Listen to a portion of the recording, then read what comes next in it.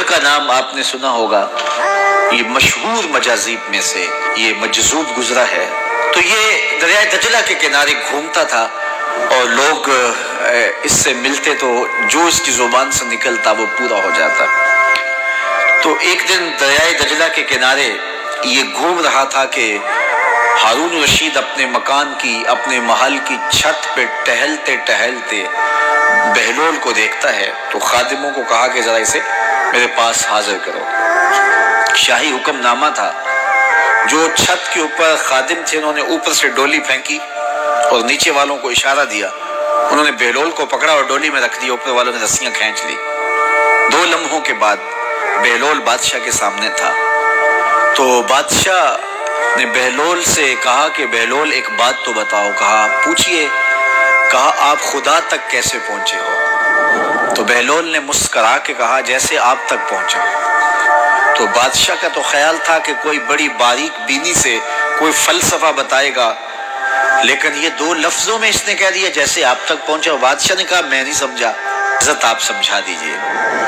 تو بہلول نے کہا کہ حضرت میں خود آنا چاہتا تو دیوان خانے میں جاتا، درخواست لکھ کے لے جاتا، پھر جمع ہوتی، پھر کئی واسطوں سے ہوتے ہوئے آپ تک پہنچتی، آپ پھر مجھے وقت دیتے ملاقات کا، 6 ماہ بعد، سال بعد۔ اس وقت پہ میں تیار ہو کے ملاقات کرنے آتا، آپ کے کچھ شاہی مہمان آ جاتے تو پھر ملاقات منسوخ ہو جاتی، پھر بھی آپ کی مرضی ملاقات ہوتی نہ ہوتی، میں چاہتا تو مہینے سال لگ جاتے، لیکن ملاقات پھر بھی آپ کی مرضی پہ، اور جب آپ نے چاہا ہے تو 2 گھڑیاں بھی نہیں لگی۔ تو کہا بندہ چاہے تو کروڑوں سال بھی بیت جائیں، اس کے قرب کی کوئی انتہا نہیں ہے، لیکن جب وہ چاہے تو 2 گھڑیاں بھی نہیں لگتی۔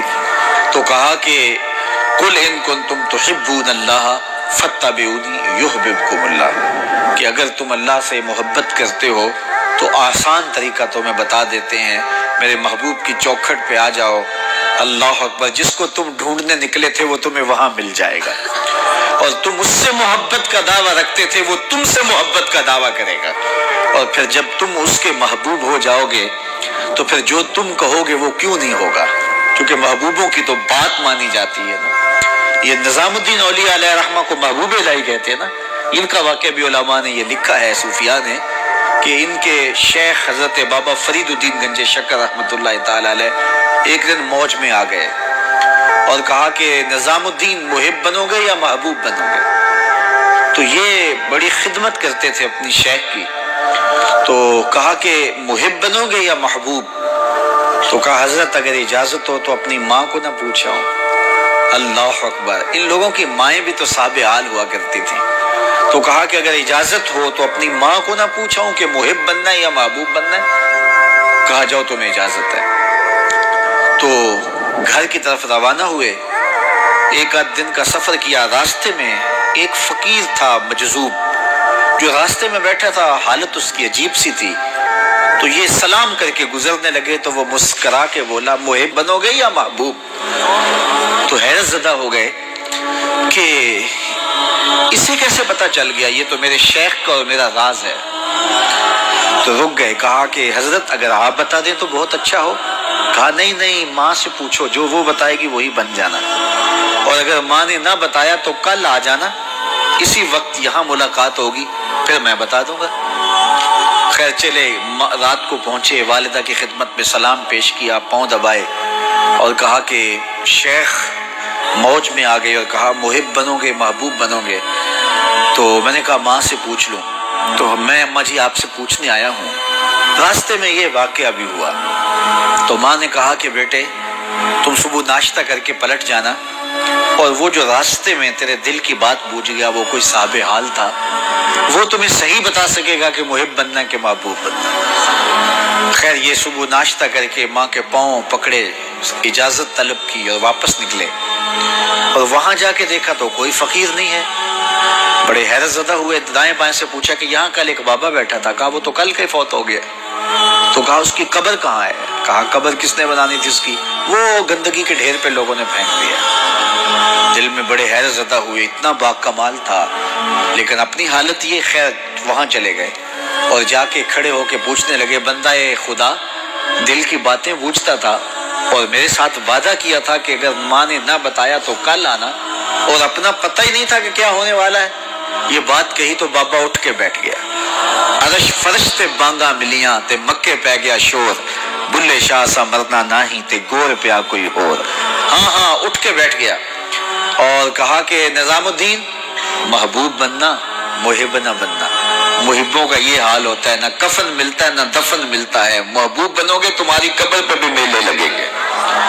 فَاتَّبِعُونِي يُحْبِبْكُمُ اللَّهُ، اگر حضور کی اطاعت کرو گے، حضور کی فرما برداری کرو گے تو تم محبوب بن جاؤ گے۔ جب کوئی حضور کا ہو جاتا ہے تو رب اس کو اپنا محبوب بنا لیتا ہے۔ تو حضور کی محبت خدا کی محبوبیت کا ذریعہ ہے۔ اور حضور کے صحابہ کی زندگیاں دیکھیے کہ انہوں نے حضور علیہ السلام کے ساتھ کیسے پیار کیا، حضور کی محبت میں اپنی عادتوں کو بدل دیا۔ حالانکہ عادتیں نہیں بدلی جاتی، طباع کا اختلاف یہ فطری بات ہے۔ ایک کو ایک چیز پسند ہوتی ہے، دوسرے کو وہ چیز پسند نہیں ہوتی ہے۔ بعض اوقات ماں کو مسئلہ ہوتا ہے کہ یہ چیز اگر میں تیار کرتی ہوں تو میرا دوسرا بیٹا نہیں کھاتا، تو اس کے لیے بعد سے الگ سے کوئی چیز تیار کرنی پڑتی ہے کہ اس کی ڈیمانڈ یہ ہے اور میرے اس بیٹے کی ڈیمانڈ یہ ہے۔ لیکن صحابہ کی زندگیاں دیکھیے، انہوں نے اپنی طبیعتیں بھی حضور کی طبیعت کے سانچے میں ڈھال دی۔